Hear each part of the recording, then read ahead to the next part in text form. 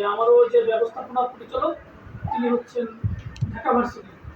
তো তিনি যখন গ্রাম থেকে ঢাকা আসতো তখন দেখলো যে একটা গ্রামের স্টুডেন্ট ঢাকায় এসে প্রতিযোগিতার যুগে কতটা কষ্ট।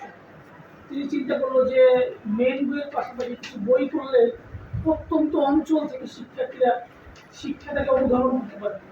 যেমন ঢাকা শহরে দেখবেন ঢাকা কলেজের ঢাকা যে কলেজ আছে টপ 10 তারা কিন্তু নতুন নেতৃত্ব দেয় না। সে সিলেট, সুনামগঞ্জ, হবিগঞ্জ, মৌলভীবাজার, বরিশাল, যশোর, খুলনার শিক্ষার্থীরা বিট দিচ্ছে। ময়মনসিংহ থেকে কৃষি ফার্স্ট হয়েছে, খুলনা থেকে মেডিকেলে ফার্স্ট হয়েছে, তারপর ময়মনসিংহের সৈয়দ নজরুল থেকে গুচ্ছে ফার্স্ট হয়েছে। ঢাকা দেখান তো ঢাকা থেকে কেউ ফার্স্ট সেকেন্ড হয়েছে কিনা। তা আপনাদের ভিতরে এই প্রতিভা আছে, তাই গ্রামে এই যে মায়ের হাতে রান্না খেয়ে এখানে এনভায়রনমেন্টে বড় হয়, স্যারেদের গাইডলাইন, নিয়মিত অধ্যবসায় আর জয়পুরের একটা বই, ভালো মানের বই, সেটা নিয়ে প্রস্তুত নিলে সফল হতে পারে। কেমন? আপনাদের সফলতা কামনা করি। আপনারা তখনই স্যার কৃতজ্ঞ হবেন যখন আপনি কোনো ভালো জায়গায় চান্স পাবেন, তখন বলবেন স্যারের নাম উজ্জ্বল হবে। কেমন? তো এটার জন্য এখন থেকে অধ্যবসায় করতে হবে। অধ্যবসায় কোনো বিকল্প নাই, নিয়মিত অধ্যবসায়, স্যারদের গাইডলাইন আর নিয়মিত পড়াশোনা। আজকে এই বাসায় গিয়ে লিখে রাখবেন যে আমাকে মেডিকেলে চান্স পেতে হবে, আমাকে ঢাকা বিশ্ববিদ্যালয়, প্রাচ্যের অক্সফোর্ড খ্যাত বিশ্ববিদ্যালয়ের নাম জানি কি নাম?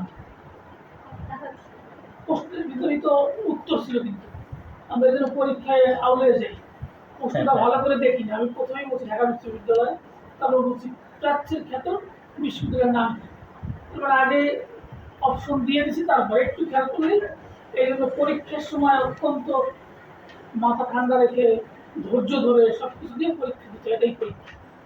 তা আপনাদের বাবা মার জন্য অনেক দোয়া থাকবে, তাদের মুখ উজ্জ্বল করবেন, ছায়াদের মুখ উজ্জ্বল করবেন। আপনাদের সাথে দেখা হবে বিজয়ে, যখন চান্স পাবেন, সাধ্যের মুখ উজ্জ্বল হবে, তখন আমাদের এত কষ্ট তখন দূর হবে। কেমন? জয়পুরি পাবলিকেশনের জন্য দোয়া রাখবেন, বইগুলো দেখবেন।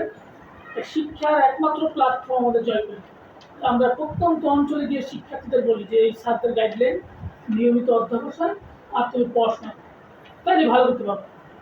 পড়াশোনার কোনো বিকল্প নেই। দেখবেন আপনি যখন ভার্সিটিতে চান্স পাবেন তখন আপনার নামে আপনার বাবা মাকে চিনবে, যে তামান্না বা তিনা বা মৌসুমীর ওই যে আব্বা যে ঢাকা ভার্সিটিতে চান্স পেয়েছে ওই মেয়েটার আব্বা যাবে, তখন আর বলবে ওই আব্বার নামে বলবে, তখন আপনার নামে চিনবে, তখন ওই ভাইদের নামে চিনবে যে অমুক ছেলে, সে স্বাস্থ্যের করে স্বাস্থ্যের ওই যে তার বাবা মেধাবী।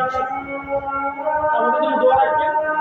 হবিগঞ্জের দায়িত্বে আছে সজীব, মাঝে মাঝে আসে, আর স্বাস্থ্য অত্যন্ত ভালো মানুষ, মানুষ গড়ার তৈরি। স্যারের জন্য প্রার্থনা রাখবেন বাকি জীবনটা এরকম আপনার মধ্যে জ্ঞান বা শিক্ষা কার্যক্রম চালিয়ে যেতে। ধন্যবাদ। বিনা অনুমতি অনেক কিছু করে। থ্যাংক ইউ স্যার, অনেক